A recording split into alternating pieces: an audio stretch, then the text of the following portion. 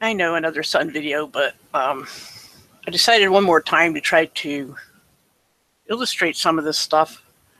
And one thing that I keep coming across is when people will say, well, they still say it's the camera angle. And I think the problem is that they're not considering that there's 4 different motions that the sun's doing or anything else that's going across the sky.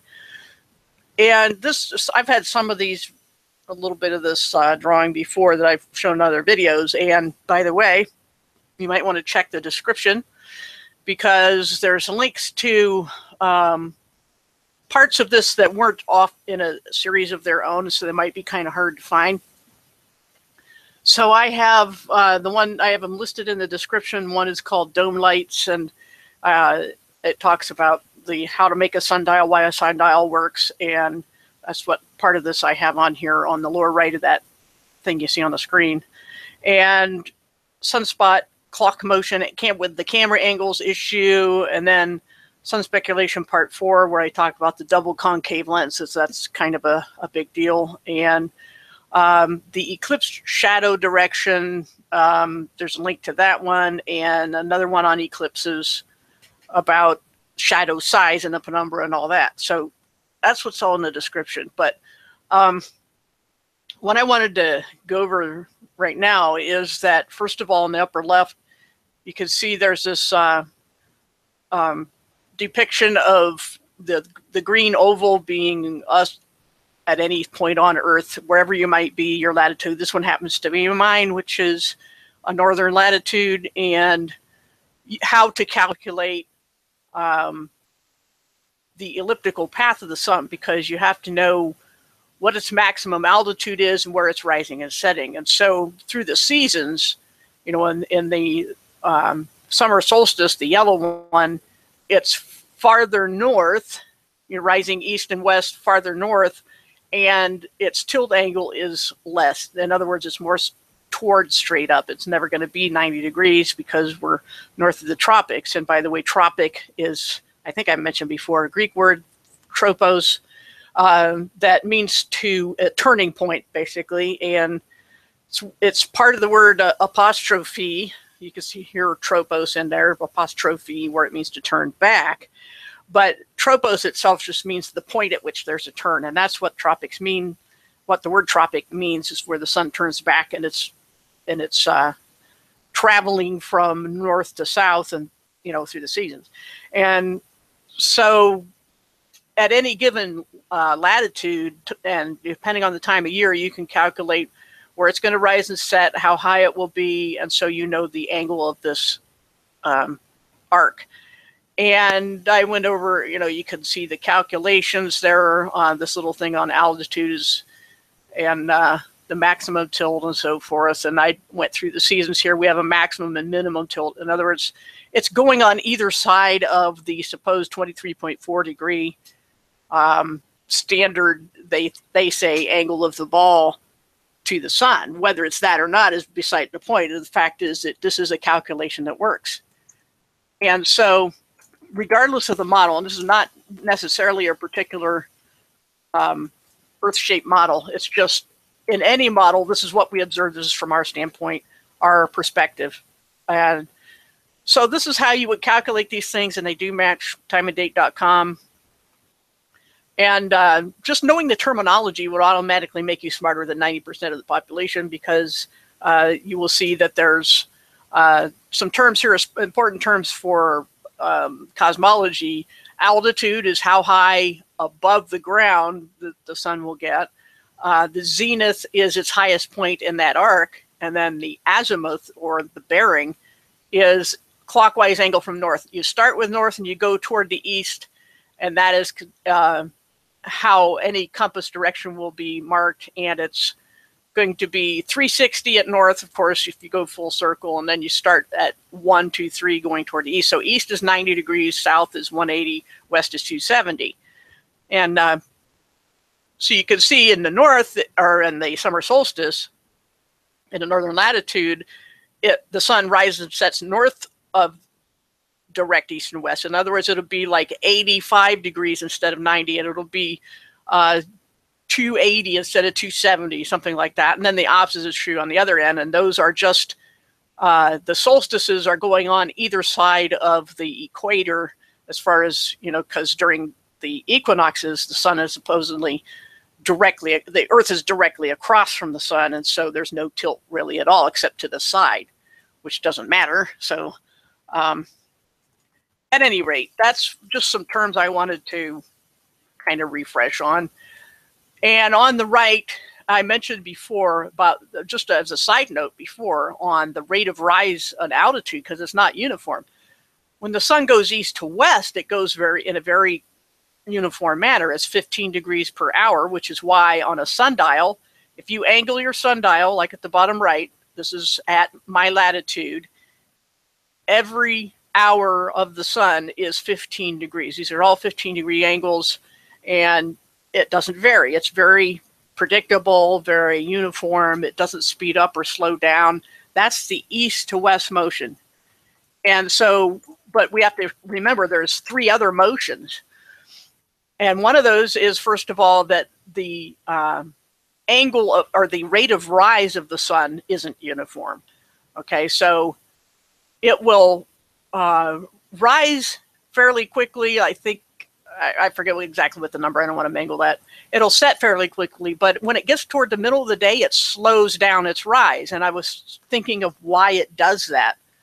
And on the lower left is a 3-dimensional graph where I tried to kind of describe that motion and the 4 different motions. And if you know anything about math at all, there's an x-axis, a y-axis, and then a z-axis is the vertical. And so x would be, or the y-axis would be like the east to west. The x-axis is north to south. The z-axis is vertical. And then the 4th one is going to be the clock motion. Those are 4 different things the sun's doing. So you have to press somebody for details on which of those motions that they think your camera angle is messing with in order to make the sun seem like it rotates clockwise. Because as you could, when I shrunk down these little clocks and the numbers got kind of blurry and you can't really tell, but the rate of rotation clockwise, that 4th motion, is fairly slow when it's rising, fairly slow when it sets at about 10 degrees per hour. But when it gets up here, when it slows down its rate of rise, its altitude change, it speeds up its clockwise rotation. So there's 2 things going on there that I wanted to try to illustrate what's going on with that. And the first one being the fact that you could see on this lower left how this arc goes, that whenever something turns back, remember I talked about tropos and how it, troposphere and tropics and all those, and apostrophe all mean turning. And this is where the sun starts to turn around. So of course it's going to slow its rate of rise because it's kind of hitting the brakes. And it's going to come back around. And so that's why its rate of rise gets slower as it gets toward the middle of the day. And then it speeds up again. But what about the clockwise motion? Why would it speed up there? And that was the other question I was working on last. And so I thought I would try another drawing. But I wanted to make sure you had a good look at this one first, because I'm going to try to deal with the why, that we have a change of clock speed that's inverse related to rate of rise, because it slows down its rise because it's doing this turnaround. It was going away from us, now it's coming back, and so it's turning, and so its rate of rise slowed down. But what about the clockwise motion? Because we know from sunspots that it goes clockwise through the day, and I've already gone over the camera angle issues. So like I said, if you've just got here, I have links in the description for all the other bits and pieces of this puzzle that I've been working on. And the question would be, okay, well, is there anything about it doing its turn here that would explain why it would seem to speed up its clockwise rotation? So that was the question I was working on. So let me stop sharing that one and let me get a different page up here. Let me try and get the right one. And this one I didn't quite finished with. I just started working on it this morning and had other things to do. Hopefully that'll come up here. I know there's a little bit of delay, at least for the live chat. And what I have on the left here is from an earlier drawing on one of my earlier hangouts that if the sun is coming straight toward you, and this shape, the blue one down here, is the Earth, regardless of which shape it actually is, it doesn't matter. The fact was that we had two lensing kind of environments around both the sun and the Earth to make this double concave lens, okay? To account for how in the northern hemisphere, you got the sun angling toward, south toward the equator. In the southern hemisphere, you got the sun angling north towards the equator. It goes straight. Well, if you notice this lens shape, the least amount of distortion, if any, is right in the middle where it's the thinnest, okay? The light's going to go straight through there and not have much, if any, deviation from it where the sun actually is. So when it's at its high point, when it's noon, solar noon, and whatever location you're at, the sun will have the least amount of distortion, especially if you're at the equator. You're not going to see distortion. But even at noon, you're going to see distortion in each of the either northern or southern latitudes, depending on how far away you are. And I tried to draw, let me put these arrows under that lens for now, because they're kind of getting in the middle. Like I said, I wasn't quite finished with this drawing. And, whoops, I did that wrong. I didn't want to move that one. I want to move the arrow. There we go. And what's going on here is this is kind of a 3D cutaway of this double concave lens. So if you take this over here and turn it, angle it slightly, here's the double concave shape back here. And it's a nice wide double concave, okay? It's this thick. Well, the sun starts over here in the east when it's rising, and then solar noon would be in the middle here, and sunset's over here. And you can see if you're right here where the arrows converge, you're looking through a lot more lens at either sunrise or sunset than you are at noon, okay? So there's a lot more lensing effect the farther you are from the center, as you can see this way too. The light bends more when you're toward the edges, okay? So now even when you're at the edge, if you're looking straight up at the sun, not necessarily 90 degrees, but not looking left or right as it goes across, like I wanted to put arrows here too, but I didn't get a chance. I didn't line these up, these suns either, but the sun's going this way, and when it gets to this point, that's the least amount of distortion you're going to see at your location on a given day.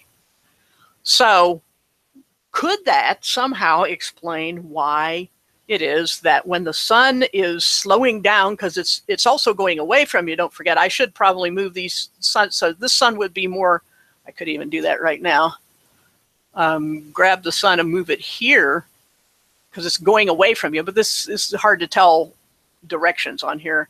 And then grab this one's coming toward you. And so the sun is, that's also lower. Let's do that. And the sun's kind of doing this motion, okay? It's doing that arc that I showed in the other drawing.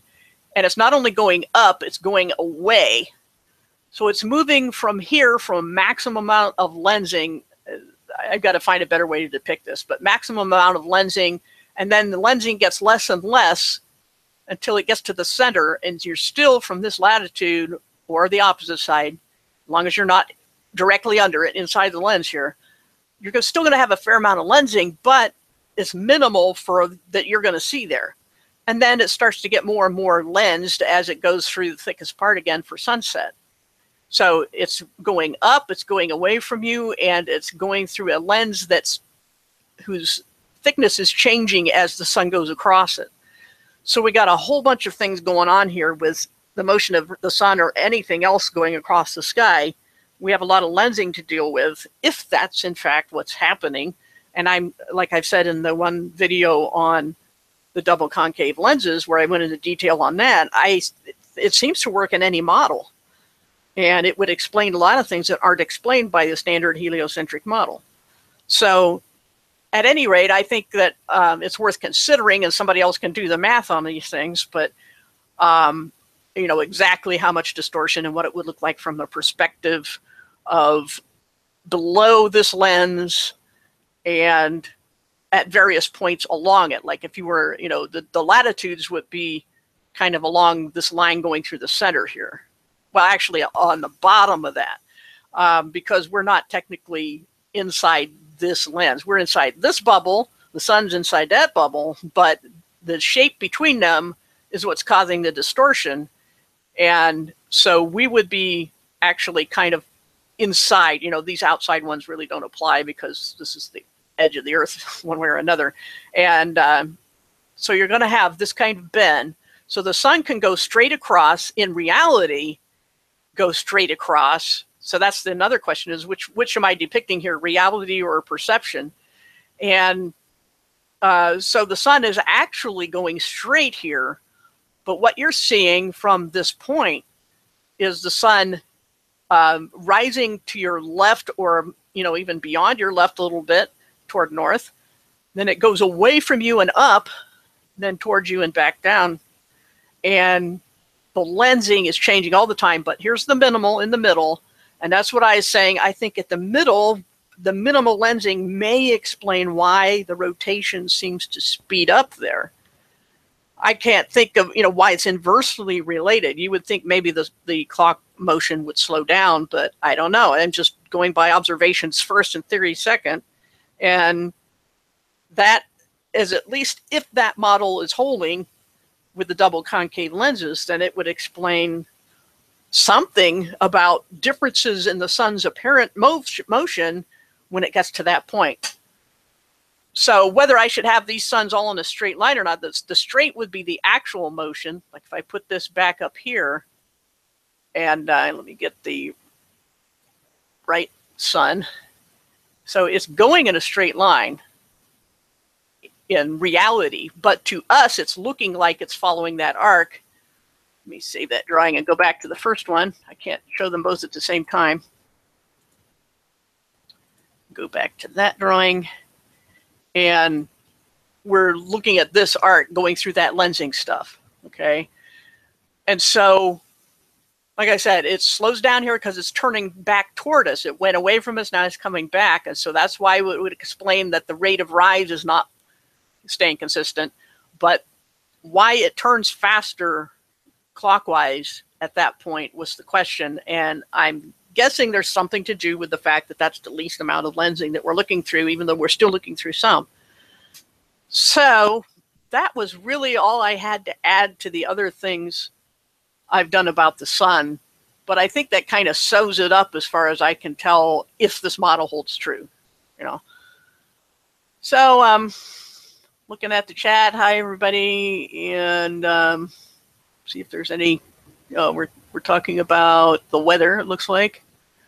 Yep, we have a convergence of prophetic things going on, don't we? We have, of course, the fires out west, and then one hurricane after another, devastating hurricanes, all seeming to hit the, well, of course, that's where hurricanes go. They hit the Gulf of Mexico, they hit the eastern seaboard.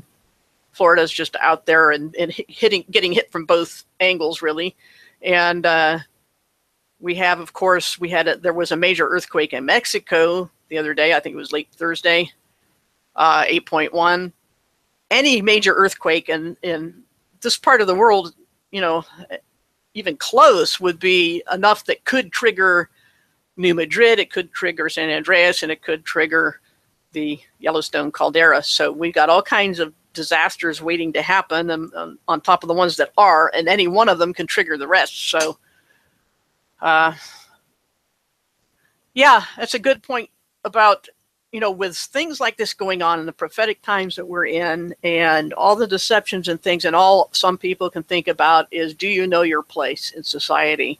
Are you doing the proper thing that we think is God's natural order? Is whether it's your skin color or your gender or whatever it is, those are more important to some people, and which exactly English translation of the Bible you use, and worrying about whether you can lose your salvation instead of why you're having such strain in the relationship with God, your adopted father, which is a far greater question. And we as Christians really do, as I said in another video, need to focus on why we're here and what we're supposed to be doing, because those other things pale in significance. Those are first world problems, really, when it comes to spiritual things. So anyway,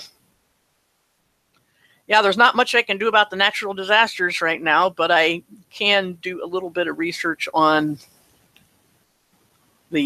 cosmology, on God's creation. And like I've told somebody else, when you're trying to figure out whether something's worth doing, remember that no matter what you're doing, you never know how it's going to affect other people, and whether you bring a piece to a puzzle you weren't even looking to work on. You got somebody else's puzzle piece and you don't know it.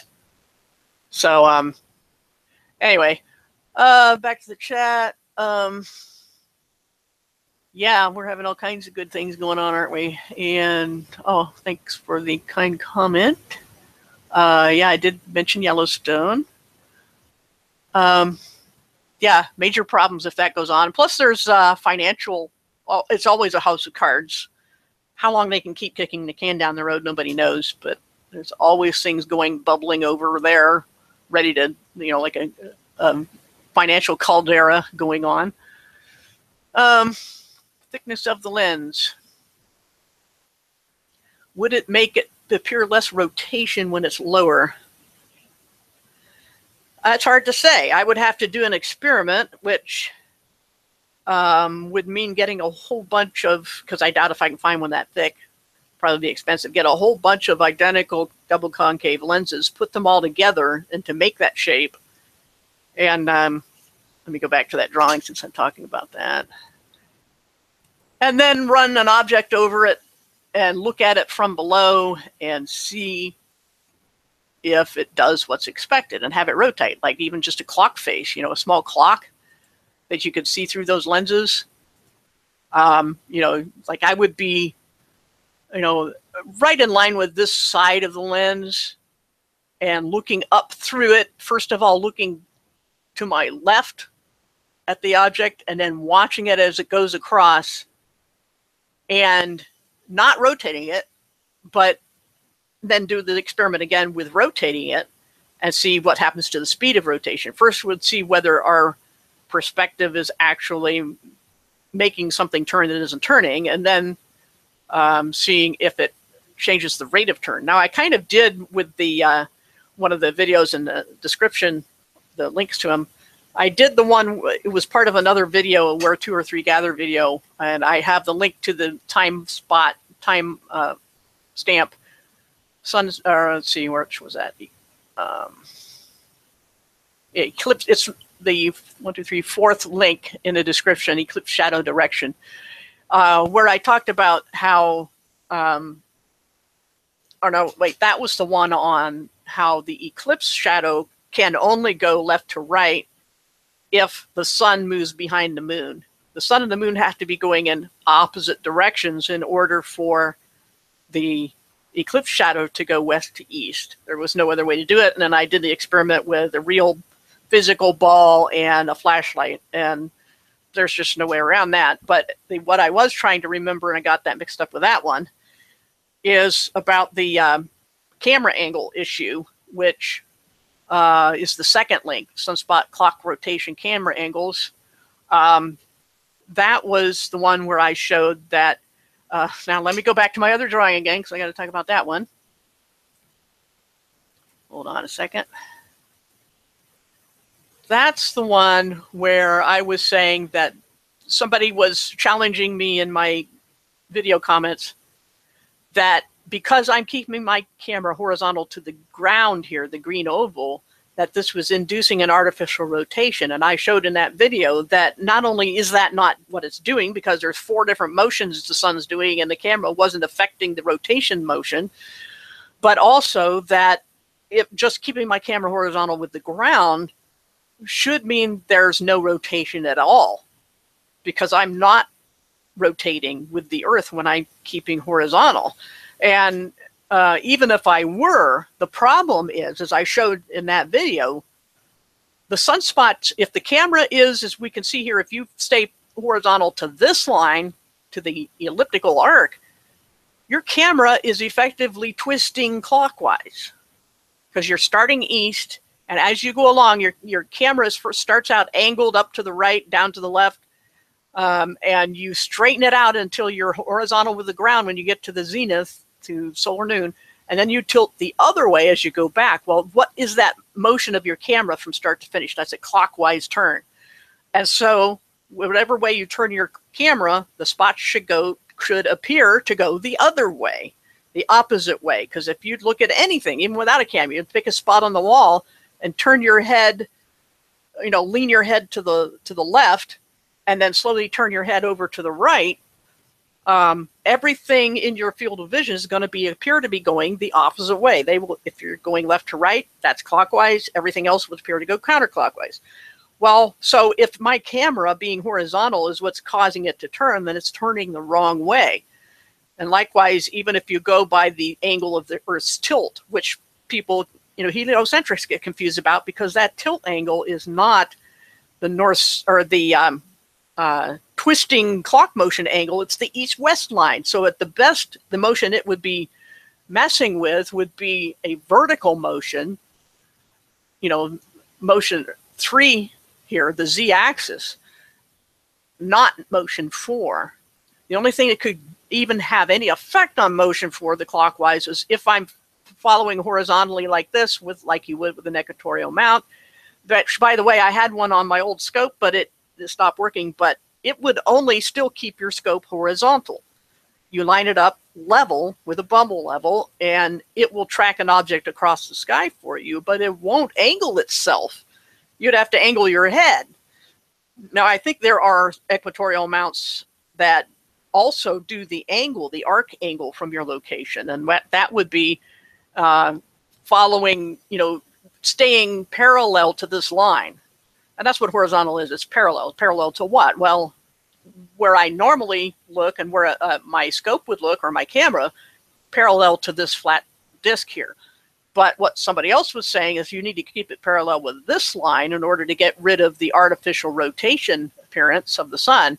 And I'm saying when I do this, I'm turning clockwise, but the sunspot should go counterclockwise, but they don't. They go clockwise. So even if I'm doing the fourth motion with my camera, it's making the spots go the opposite way they should go. So that was my point in all of that. And I tried to collect all of those together in this one video by putting those all in the links, and then have this be the last one, I hope.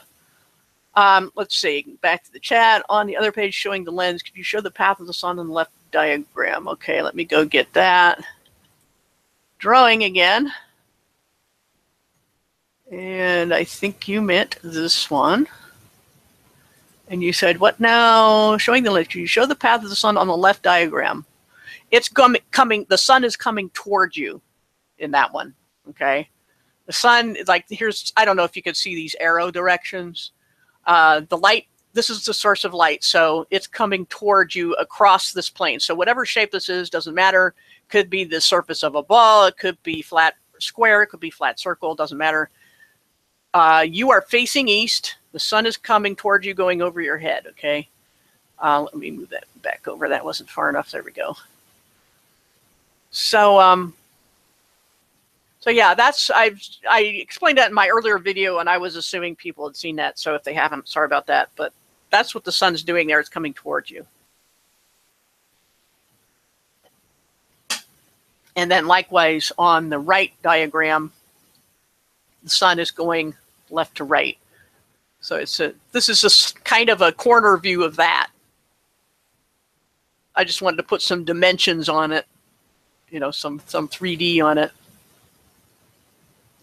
All right, you're welcome. And I'm thinking that's all I'm going to have to say about the sun. I might polish up this drawing, but I think you get the idea that if the double concave lens theory that I've been toying with is right, it certainly explains a lot of things about sun motion in any Earth model, and the fact that between all of this and the eclipse, the way shadows move, the sun must be moving. So I can say with absolute confidence that every observation tells me that this Earth, this realm is geocentric. At the very least, it's geocentric. And the sun has to move or the eclipse shadow makes no sense at all. It's impossible. And the number 4 motion, the clockwise motion of the sun, is telling me that the sun is moving and rotating. And of course, as I mentioned before, the sun not only rotates like a clock, it also can rotate as the moon does. People have observed this. I've seen this in my own pictures. It can be like a ball rolling towards you and away from you, that kind of motion. And of course, it moves left to right, east to west. So 4 motions. Let me go back to that one just to kind of finish that up. A short recap. Let me see if I got the right picture. I think I do. Yeah. We have 4 motions. That was what the main title of the video is. 4 motions. East to west is one. North to south is the second one. Ground level to some height, depending on a lot of factors, is the third motion. That's the altitude. And then the 4th motion is the clockwise rotation. So here again, the point is, don't let people mix you up, or because of their own confusion, on how many ways the sun is moving, to say that, well, for example, if the sun appears to be rotating like a clock, it must be your camera angle. Well, that's impossible, because my camera, if anything, the only motion, number 4, that can affect that is going the wrong way. My camera should turn according to, no matter how you look at it, whether you're at the top of the circle or the bottom of the circle, as far as Earth motion goes, if it's spinning, you're going clockwise. Because even if you go to the bottom one, and if I could find that drawing real quick, I don't know if I can, but because I got so many drawings, I don't know where I put them all. The one I did last time, I don't think it's in this set, or I just whip it right out. I don't want to go look for that right now. But anyway, I showed how it looked from the sun's, how the Earth's motion looks from the sun. And it's like the motion is like a smiley face, okay? You're starting, the Earth would appear to have a person on the Earth would appear to have a smile motion, meaning from left to right going down, okay? Like if you're standing on the sun is still and the Earth is spinning, and you're looking at a dot on the Earth, it's going to start at, like if you think of a clock face, it's going to start at like 10 o'clock and curve down to the middle, going, down vertically toward more 6 o'clock, only not that far, just a little below the center towards 6 o'clock, and then back up past, to about 2 o'clock. That's the smiley face motion. But when you're on the Earth, you're looking at it from like the opposite side. So it's going down like a frown, or it's still a smile, but you're on the other side of the smile, I can say, is what I'm saying. You're the person smiling instead of looking at the person smiling. And your smile is going from your right to your left, going up at the corner, down in the middle, and back up again. And so that is still a clockwise motion from your perspective. So no matter how you look at it, your camera, your eyeball, your telescope is going clockwise. That motion 4, twisting motion, is always clockwise, no matter whose perspective you choose. And because of that, the spots should go counterclockwise, but they don't. Now, sometimes I've heard people say that it does kind of at sunset in certain locations, it seems to go the opposite way. But here again, I do not know if they meant the whole group of spots or just one particular spot rotating on its own particular axis. So we'd have to clarify that. But from my observations, all I've ever seen is clockwise movement of a group of spots on the sun's face. And or right before the eclipse, it was very handy. We had a line of them like the hour hand of a clock. And we could clearly see, regardless of what any individual spots were doing in that hour hand, the whole group of them was moving like an hour hand clockwise. And that's all I've ever seen all summer long. And there's no way that the way I'm tracking it with my camera is causing that rotation. It's absolutely impossible. And like I said, with the eclipse shadow going west to east, the only way to make that happen is if the moon and the sun are going in opposite directions. Only way. Or one is moving and the other is still. And you cannot get it by spinning the Earth. Where the shadow hits has nothing to do with which direction it's going. Okay? So, if, like I said in my earlier video, if you hold up a rubber ball and you have hold the ball in your left hand and flashlight in your right hand, and have line them up in front of you. So you got the flashlight in front of your face, the ball in front of the flashlight, and then the shadow hits the wall, that you're looking at. And no matter how you move those things, there's only one way to get the shadow go the opposite way that either the ball or the flashlight's moving. And try it yourself at home. You can try this at home. So I think with all the links in the description and the one I just did here, I think I've just exhausted the topic of how the sun moves from my perspective. And I would like to see a lot of other people take, a whole season's worth or even a whole year's worth of observations. It's hard to do in the winter. I'm going to be especially interested as we get nearer the equinox to see if anything changes. With the lensing going on, I would expect a lot of things to change, but we'll see what happens. We'll just have to observe, and you have to observe first. You can't put your theories first or your observations will be skewed. And so what I did all summer is just say, look, I'm standing in this spot every day this summer when I can look at the sky, because half the time we have clouds, but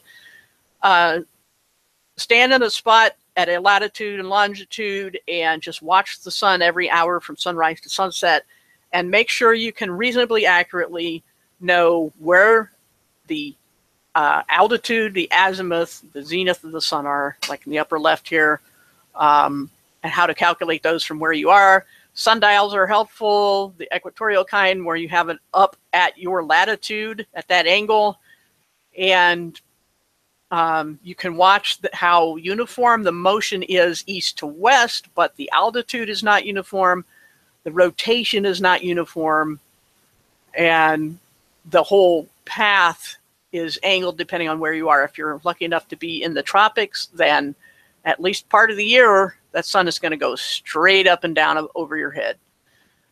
So this is just a good basic education on not the whole of astronomy, but at least watching one thing go across the sky and watching it for a long time and making careful note of direction, which is the azimuth or bearing. And that would be a compass direction. Of course, I like to try to use true north rather than magnetic north, which true north is Polaris, and you can find that easy enough at night. But during the day, what you do is if you have your sundial set up, sundials have to be at true north, not magnetic north, or they won't work. And once you got that lined up, you always know where true north is. It's not going to change. Doesn't matter what the magnetic north does, true north is not going to change. So during the day, you always have your direction true north if you've got a sundial set up. You don't move it once you've got it accurate. You watch it for a few days and make sure that the sun is always hitting, the shadow is always hitting at 12 at its zenith. And you can check it against timeanddate.com to see when solar noon is. And I found it to be accurate, at least for that. So those are the terminologies that you need to know, and you can adapt them to your location. This is what's going on more three-dimensionally with, what's going on in the underside here is anybody's guess. Some people say it's a matter of portals, which the word portal in general has always just meant like a door. It's a doorway, a transition between one realm and another. And so when people talk about portals of the sun, though, they're just talking about transitional places. And whether it's kind of a Pac-Man type of a model where the sun goes, one end of the screen and comes in the other immediately. The problem you have to deal with is that this is happening over such a long distance, and that the sun is always up for somebody. So it has to be both setting and rising at the same time, and being at any one of these positions, depending on your latitude and longitude, it's going to be at one of those positions all the time. And that's why I got into that lensing business. Go back to that for just a little bit more. That's why I did that lensing thing.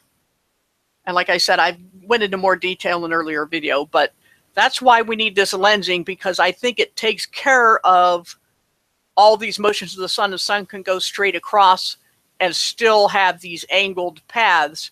But as far as what happens to the bottom side of that ellipse I was just showing, that's another question I don't know. And nobody can really answer right now. So I'm hoping that this all at least gives other people maybe something to go on, something to look into, and see if we can all come up with a theory that matches all the observations at any point on the Earth, any day, any night. Because it's kind of, it's not really a theory of everything, but it's a what you have to do to even begin making a model of where you live. And there's no reason we can't, with enough data, enough people who are trustworthy and accurate with their and consistent with their observations, we could put something together. So there you are. And once again, like as you guys brought out in the chat, the important thing for Christians at least is to remember the times we live in and why we're here. We're supposed to be pointing the way out. Everybody's looking for that particular portal, getting out of the earth, and then we're supposed to be there to say Jesus is the way. He is the gate. That's how you get out.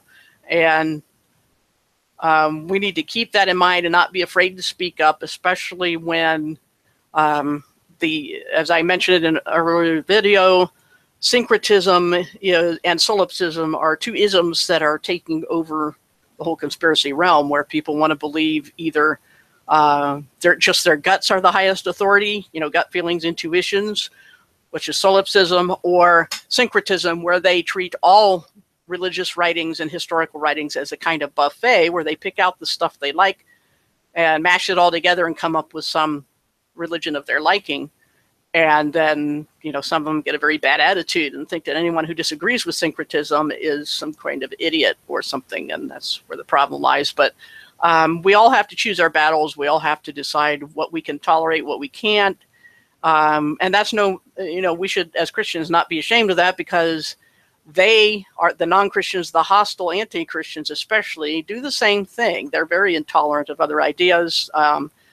And their ideas are much more popular, and so they can easily crowd us out. But we have to, like I said, individually choose our battles, decide where to stand, where not to stand, and remember that Jesus also said, don't throw pearls to swine, which is to say, and he went on to explain, don't give what is sacred to depraved people, which is basically, in modern terms, we would say, don't just keep banging your head on a brick wall. Try to figure out whether the person you're talking to is willing to listen or not. And if they're not willing to listen, don't waste your time. And if they are, be ready with an answer. That's all biblical stuff. So yeah, the sun is coming toward us in this model, going kind of down, up from the left down to the right. And this, just an angled 3D view of it. And the other drawing was just more general information about how the sun moves, and that we can verify this with a lot of observations. So other than that,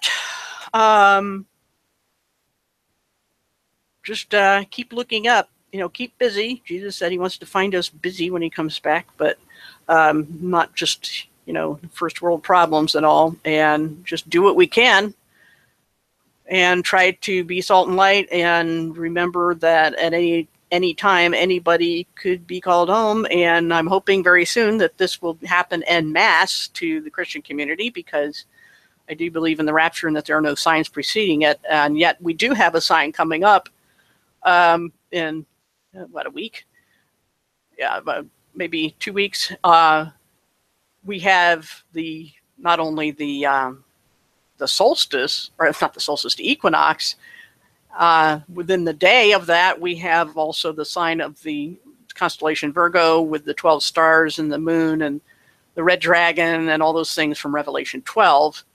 And that is a sign. Whether anything happens that day is really unrelated, because a sign is supposed to precede or come at the same time as an event. So whether anything happens that day or not is immaterial. The thing is, it is a sign, just like Israel existing as a nation is in that location in the world is a sign. And we have to pay attention. So that should be our motivation for spreading the gospel, which we have to remember the gospel is not making people afraid, because God is offering to adopt people as children, and you can't scare people into that.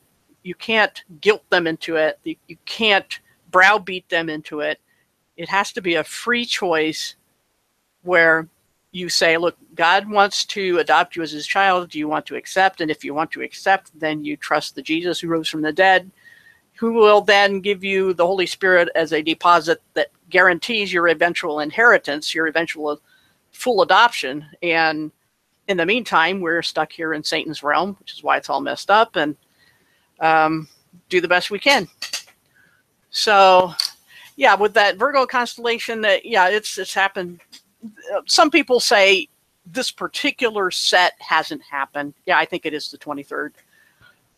Some people say that. I don't know that much of it to say whether there's anything unique about it. There is the red dragon, but it's in the infrared only, but I don't know if that's been seen before. So I'm just saying, if you go look at Genesis 1, God's purpose for the sun, moon, and stars is not just to light the earth, but also to tell days and appointed times. The word seasons is not simply the time of year, it's appointments.